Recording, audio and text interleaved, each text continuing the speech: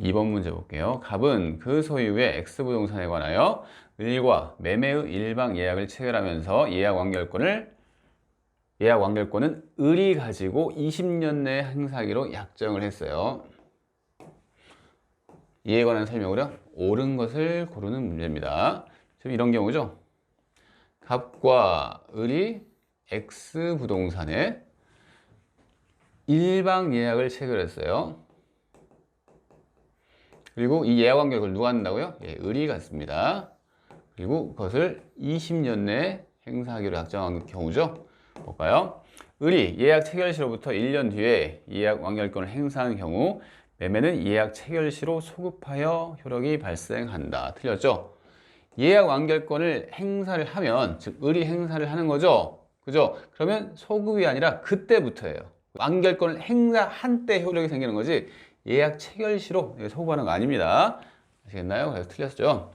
2번 을의 예약 완결권은 형성권에 속한다고 말씀드렸죠.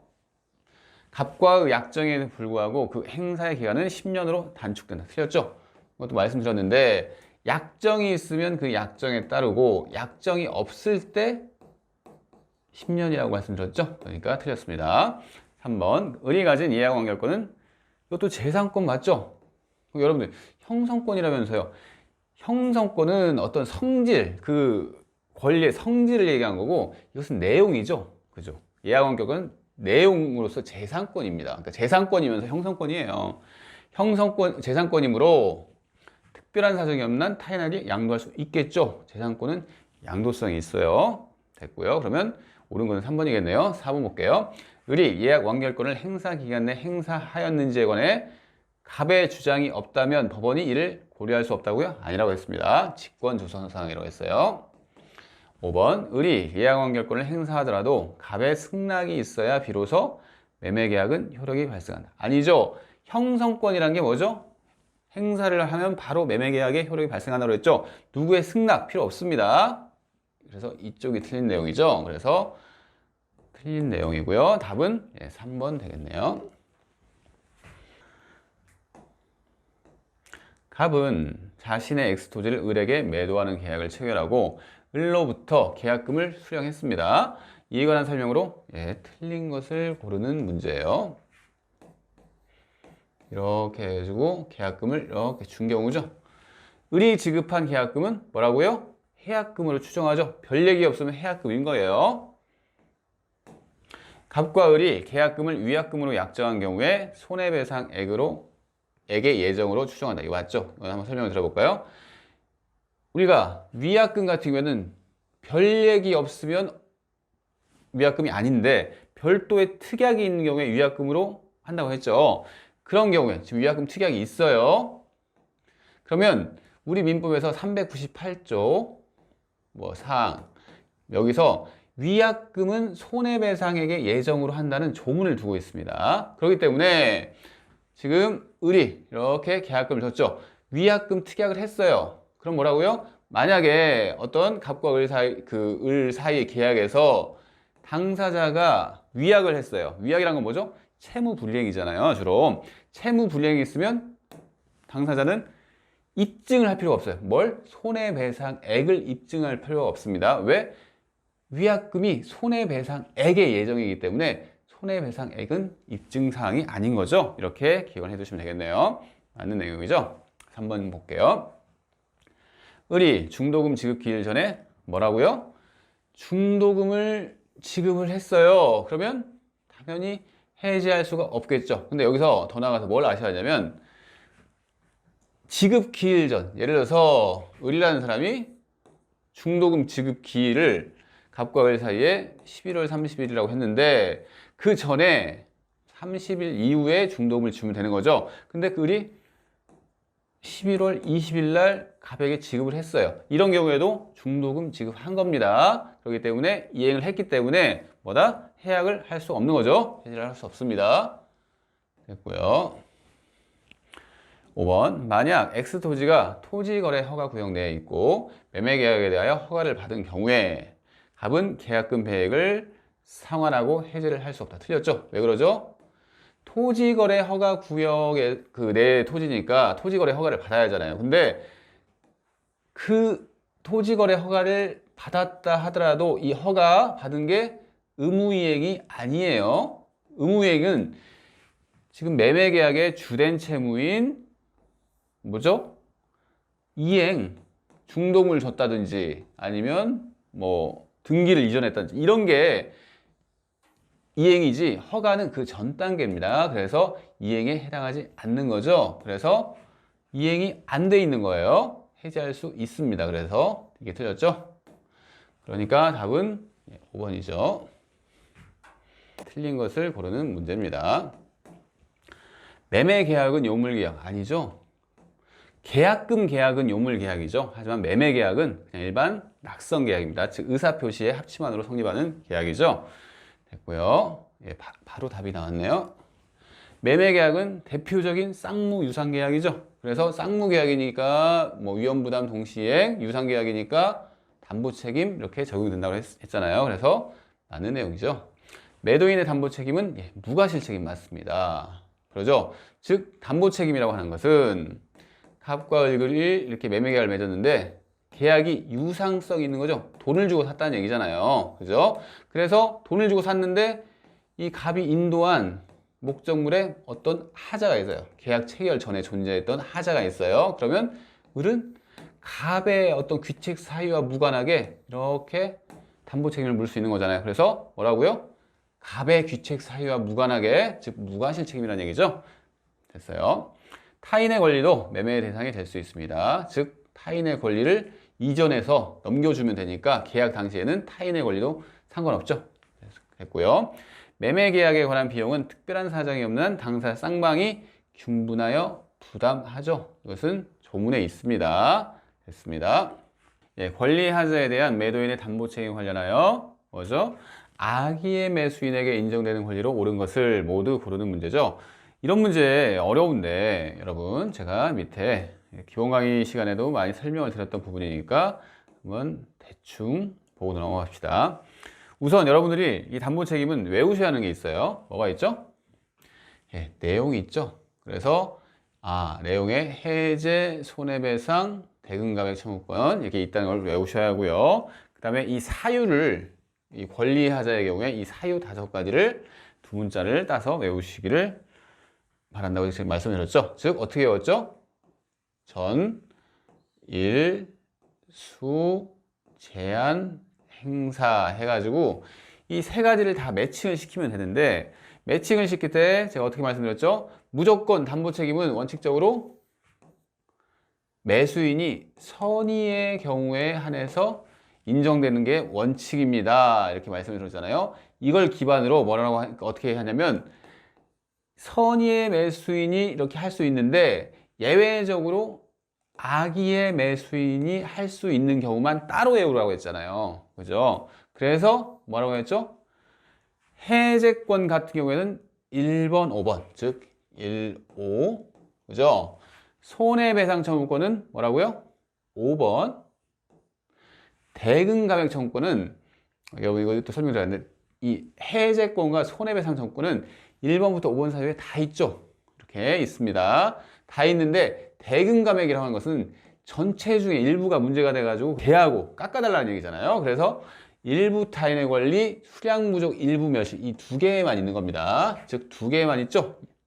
2번, 3번 사유에만 있잖아요. 그 중에서 2번이 뭐라고요? 악의의 매수인에게 인정될 수 있다 해가지고 숫자를 1552번 이렇게 아니면 이렇게 1552 이렇게 외워달라고 말씀을 드렸습니다. 이걸 아셔야지 담보 책임을 풀 수가 있어요. 그래서 악의의 매수인에게 인정되는 권리로 옳은 것은 해가지고 우리 뭐라고 했죠? 악의의 매수인 1552를 기억하시라고 했죠? 이렇게 나눠야 돼요. 뭐죠? 해제권은 1번, 5번 사유, 그 다음에 손해배상 청구는 5번 사유, 대금감액 청구는 2번 사유죠. 한번 봅시다.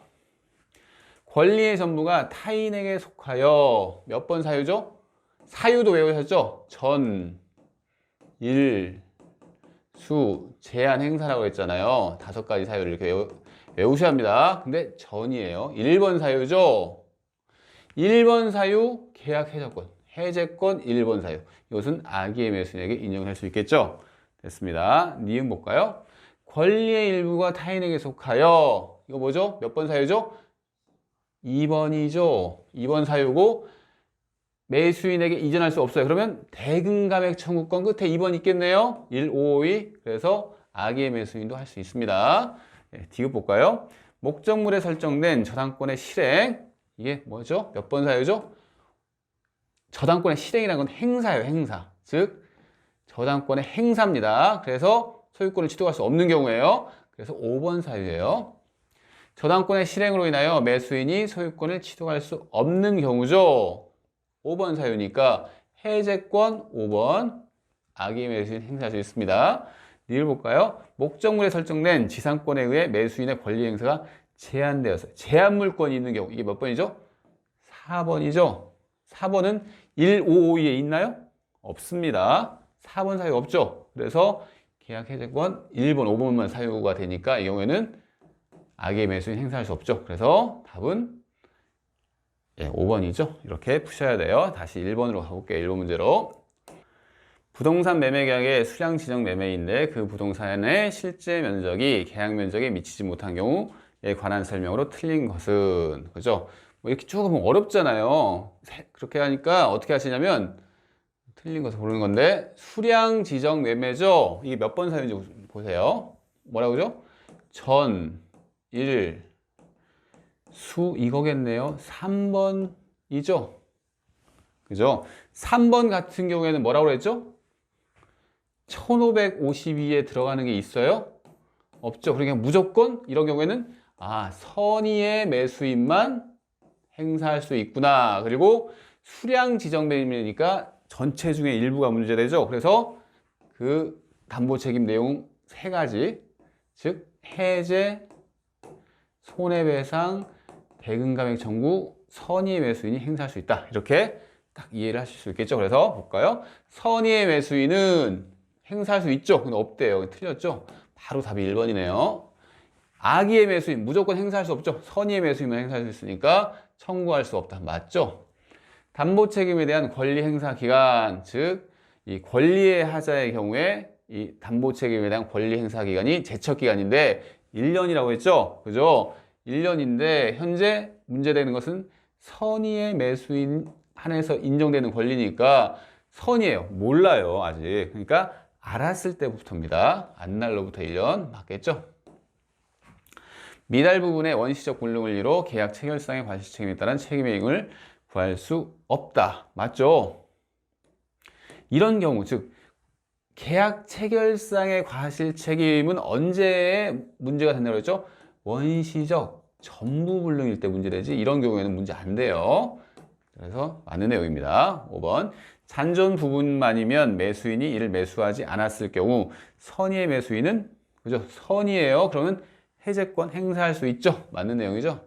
그리고 5번 같은 경우에는 좀 더 이제 조금 더 깊이 아시려면 이렇게 해제권은 조금 어렵게 인정을 하죠. 계약이라는 것은 유지가 돼야 하는 게 일반적인 거니까 해제를 하려면 좀 어렵게 인정을 해야 합니다. 그래서 뭐라고요? 이렇게 잔존 부분만이면 매수인이 이를 매수하지 않았을 경우처럼 이렇게 조건을 일반적으로 부과를 하는데 1번 사유, 즉 타인이 권리 전부를 가지고 있어가지고 취득하지 못할 때는 이런 조건이 필요가 없죠. 어차피 이행 불능이 발생한 거기 때문에 이런 경우에는 뭐라고요?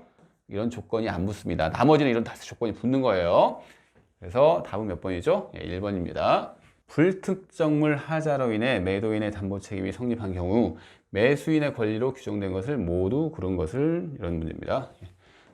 우리가 지금 물건의 하자를 배우시는데 물건의 하자도 이렇게 종류물과 즉 불특정물인데 이게 불특정물, 그 다음에 특정물로 나눠서 권리를 어떻게 나누고 있죠? 그 하자담보 책임 이것도 3가지인데 뭐죠? 해제와 손해배상 청구권과 물건의 하자의 경우에는 뭐죠? 완전물 급부 청구권이라는 게 있어요. 그래서 특정물일 경우에는 이 2가지만 인정이 됩니다. 근데 이 종류물 같은 경우에는 이 완전물 급부 청구권이 3가지가 다 인정이 된 경우죠. 그리고 권리의 하자와 다른 게 물건의 하자는 매수인이 선의에 그치는 게 아니고 선의 무과실이어야 돼요. 그리고 또 뭐가 있죠? 제척 기간이 또 6월이죠. 그리고 무조건 악의의 매수인은 인정되는 거 없습니다. 이 경우에는 이렇게 세 가지를 기억을 해두세요. 그래서 불특정물 하자로 지금 그러면 지금 이쪽이잖아. 여기 세 가지 다 인정된다고 했죠. 뭐 해제, 손해배상, 그 완전물 급부 청구권, 대금감액 청구는 권리의 하자에서만 나오는 거예요. 기억, 니은, 니을만 인정이 되는 경우죠. 그래서 답은 4번이죠. 갑은 자기 소유 X 토지를 3억 원에 을에게 매도하면서 동시에 환매한 권리를 보유하기로 약정하고 을이 X 토지에 대한 소유권 이전 등기를 마쳤습니다. 뭐 이런 거죠.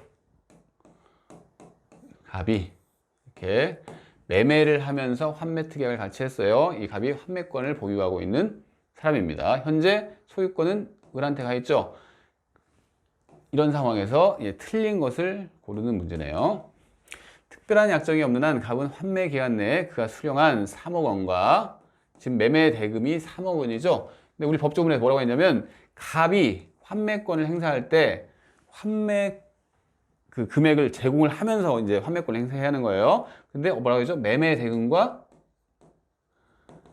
지금 매수인이 지급한 매매 비용이 있죠. 을이 부담한 매매 비용 이 두 개를 함께 제공을 하면서 이렇게 환매권을 행사한다는 조문을 두고 있습니다. 물론 당사자끼리 이 환매 대금에서 별도의 약정을 할 수 있어요. 아시겠나요? 됐어요. 맞고요. 이번 갑과 을이 환매 기간을 정하지 아니한 경우 지금 부동산이잖아요. 토지니까 그 기간은 5년으로 합니다. 맞는 내용이죠? 환매권은 그냥 5년, 부동산 5년 이렇게 생각하시면 돼요. 연장도 안 되고. 예. 환매 등기는 을 명의의 소유권 이전 등기에 대해 부기 등기 형식으로 하죠. 맞는 내용입니다. 매매 계약과 동시에 환매 특약을 하고 그 환매 특약은 그 소유권 이전 등기를 했잖아요. 그 이전 등기에 부기 등기의 형식으로 하는 겁니다. 맞아요. 4번 질문 볼게요. 만일 갑의 환매 등기 후에 병이 을로부터 X 토지를 매수하였다면 이제는 지금 병이라는 사람이 나오죠. 병에게 을이 물건을 팔았다는 얘기죠. 그래서 이런 경우에 지금 매매 계약만 맺은 거예요. 을은 환매 등기를 이유로 병의 X 토지에 대한 소유권 이전 등기 청구를 거절할 수 있다. 틀렸네요. 즉 환매 특약을 했다고 해서 을이 이제 소유권을 가지고 있는 이 을의 처분권이 제한되나요? 아니에요. 처분권 제한되는 거 아닙니다. 그러니까 을은 매매 계약을 하면 당연히 할 수 있는 내용이고 이렇게 계약을 하면 뭐다? 병에게 소유권을 넘겨줄 의무를 지는 사람입니다. 아시겠나요? 됐어요. 그래서 이 을이 나 환매권 등기가 되어 있어 하는 것을 이유로 뭐라고요? 병에게 소유권 이전 등기 청구를 거절할 수 없겠죠. 자기가 매매 계약을 해놓고 왜 갑자기 엉뚱한 환매 얘기를 하겠어요. 왜냐면 을은 처분권이 있으니까 넘겨줄 의무가 있는 겁니다. 그리고 할 수가 있는 거예요. 틀린 내용이죠. 또 판례가 있습니다. 만일 갑의 환매 등기 후에 정이 X 토지에 을에 대한 채권을 담보하기 위하여 저당권을 설정하였다면 갑이 적법하게 환매권을 행사하여 X 토지의 소유권 이전 등기를 마친 경우 정의 저당권은 소멸한다. 이것은 맞는 내용이죠. 왜 그러죠? 환매라고 하는 것은 환매 특약 당시에 소유권을 회복할 수 있는 권리를 환매권이라고 하는 거예요. 그죠? 근데 지금 환매 등기를 했어요. 갑이. 그러면 그 당시에는 뭐 저당권 같은 설정 안 돼 있잖아요. 근데 을이 그 이후에 저당권을 설정했어요. 그러면 이 나중에 갑이 환매권을 행사하면 이 갑은 환매 당시에 소유권을 회복하는 거죠. 그렇기 때문에 이런 저당권은 소멸합니다. 맞는 내용이죠. 그래서 답은 4번이네요.